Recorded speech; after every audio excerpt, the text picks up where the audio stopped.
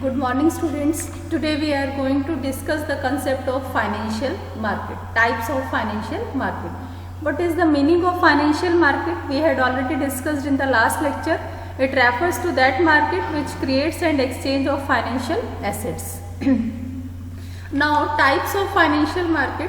Several types of securities are traded in financial market and the maturity period of these market is different. Maturity period of some of these securities is less than 1 year, that is known as short term securities, and other above than 1 year, that is known as medium term and long term securities. On the basis of maturity period, financial market is divided into two parts, money market and capital market. In this lecture we studied about the concept money market. Money market, it refers to that market where transaction in short-term securities are made. That means securities where the payment period is up to 1 year.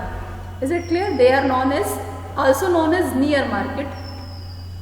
These securities include call money, commercial paper, treasury bill, certificate of deposits. Now, feature of money market, nature और feature of money market. Money market में सबसे जो main feature है वो ये है कि मोर liquidity है. इस ट्रांजैक्शन जितनी भी सिक्योरिटीज़ है बहुत ज़्यादा लिक्विड है.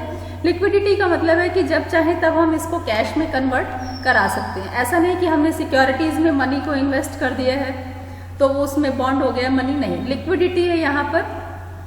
इस जो मनी मार्केट है यहाँ पे एक फॉर्मल अरेंजमेंट किया गया है लिक्विडिटी क्रिएट करने के लिए पूरी तरह से. तो यहाँ पे जो discount finance house of India है वो एस्टेब्लिश किया गया है इस पर्पस के लिए कि जब चाहे तब हम अपनी मनी को कैश में कन्वर्ट करा सकते हैं. ठीक है, क्या है?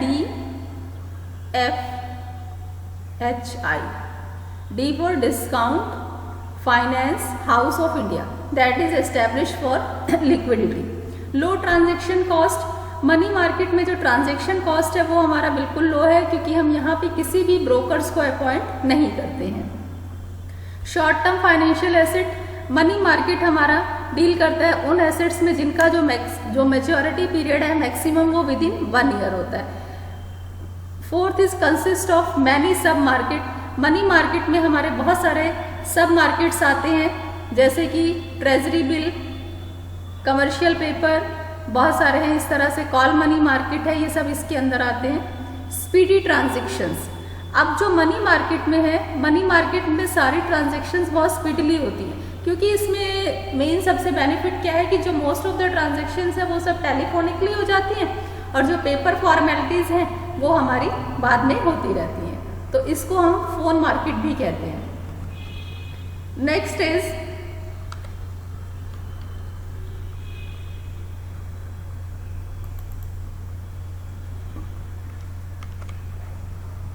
Treasury bill. Money market instrument and first one is the treasury bill. This is the most important topic, इसलिए आप इसको बिल्कुल ध्यान से सुनेंगे. ट्रेजरी बिल क्या होता है? Treasury bill means short term instrument which central government issues to the financial institution और जनरल पब्लिक. ठीक है, ये सेंट्रल गवर्नमेंट इशू करती है. किस लिए? अपनी शॉर्ट टर्म फाइनेंशियल नीड को फुलफिल करने के लिए इसको सेंट्रल गवर्नमेंट इशू करती है. जो हमारा ट्रेजरी बिल है, ट्रेजरी बिल का जो मैच्योरिटी पीरियड है वो सिर्फ विद इन 1 ईयर होता है, नॉट मोर देन 1 ईयर. इसमें 1 ईयर के अंदर हमें इसकी पूरी की पूरी पेमेंट करनी है. और जो ट्रेजरी बिल है इसको आरबीआई इशू करता है on the behalf of government. ठीक है, आरबीआई इशू करता है. इसका जो मैच्योरिटी पीरियड है वो हो सकता है 14 डेज, हमारा हो सकता है 91 डेज, 182 डेज और 364 डेज. इससे ज़्यादा इसका मैच्योरिटी पीरियड नहीं होगा. Is it clear? ये कौन इशू करता है? RBI on the behalf of government. Non banking जो फाइनेंशियल कंपनी है जैसे LIC है, JIC है, ये सब इसको खरीदते हैं ट्रेजरी बिल को मोस्टली. वैसे तो जनरल पब्लिक को भी इशू किया जाता है बट मोस्टली जो इसके बायर्स हैं वो ये हैं. ट्रेजरी बिल हाईली लिक्विड है. रीजन ये है RBI is ever ready to buy them on discount. RBI 24 hours ready है ट्रेजरी बिल को खरीदने के लिए, इसलिए ये बिल्कुल टोटली हाईली लिक्विड है. इसमें ऐसा कुछ नहीं कि हमारी मनी पूरी तरह से बंद गई है, ऐसा नहीं है. हाईली लिक्विड है ये. दे आर, अब ये इशू कैसे किए जाते हैं, issued at less than the face value, और जब पेमेंट होगी तो वो एट फेस वैल्यू पे होगा। ठीक है, जो इन्वेस्टर की इनकम है वो इनके बीच का जो डिफरेंस है, अभी हम वैसे इसको एग्जांपल से भी देखेंगे, जो हम इशू कर रहे हैं वो लेस देन फेस वैल्यू पे कर रहे हैं, और जब पेमेंट होगी तो पूरी होगी। और जो इनकम है इन्वेस्टर्स की वो कैसे होगी, difference between issue price and it's payment, और इसको हम क्या बोलते हैं, यही हमारा क्या होता है, डिस्काउंट। इसमें जो इंटरेस्ट होता है ट्रेजरी बिल का बेटा वो फिक्स नहीं होता है, इसीलिए हम इसको क्या कहते हैं, zero coupon bond. Zero coupon bond कहने का पर्पस यही है क्योंकि इसमें इंटरेस्ट कुछ भी ऐसा नहीं कि कोई बॉन्ड हमने साइन किया है कि पहले से कुछ इंटरेस्ट रेट फिक्स है, ऐसा नहीं है। जो इसका जो मिनिमम अमाउंट है ट्रेजरी बिल का वो 25,000 होता है, और जो भी हम परचेज करेंगे ट्रेजरी बिल वो 25,000 के मल्टीपल में, जैसे 25,000, 50,000, 75,000, इस तरह से। अब हम इसके डीलिंग प्रोसेस को देखेंगे तो आपको ज़्यादा क्लियर होगा कि कैसे हम इसको डील करते हैं। तो ट्रेजरी बिल में जैसे फॉर एग्जांपल, अब इसको हम एक एग्जांपल की हेल्प से देखेंगे कि हमने क्या किया है, एक ट्रेजरी बिल परचेज किया 1 लाख का। ठीक है, उसकी जो फेस वैल्यू है वो 1 लाख है, ये प्री फिक्स डिस्काउंट है, इसकी 1 लाख फेस वैल्यू है, और इसका फॉर एग्जांपल हम मान लेते हैं कि टाइम पीरियड जो है वो 91 डेज का है, 91 डेज के लिए किया है, तो हम इशू जो वो हमें होगा वो होगा 95,000 पे। जो फेस वैल्यू है वो 1 लाख है, और जो हम इशू करेंगे वो कितने पे करेंगे, 95,000 पे। दिस मीन्स क्रेडिटर को पे कितना करना पड़ेगा, 95,000, ये क्रेडिटर पे करेगा। लेकिन जब उसको अमाउंट उसका रिसीव होगा, जब रिडम्पशन होगा तो कितना मिलेगा उस टाइम पे, 1 लाख। दैट मीन्स कि वो 91 डेज के बाद जब अपने अमाउंट को रिडीम करेगा उसको पैसा मिलेगा तो वो 1 लाख मिलेगा। जो इनके बीच का जो डिफरेंस है 5,000, ये 5,000 क्या है, will be in the form of discount और इंटरेस्ट। यहाँ पे पहले से डिसाइड नहीं, इसलिए इसको जीरो कूपन बॉन्ड कहा जाता है। Second is rate of discount is determined on the basis of auction.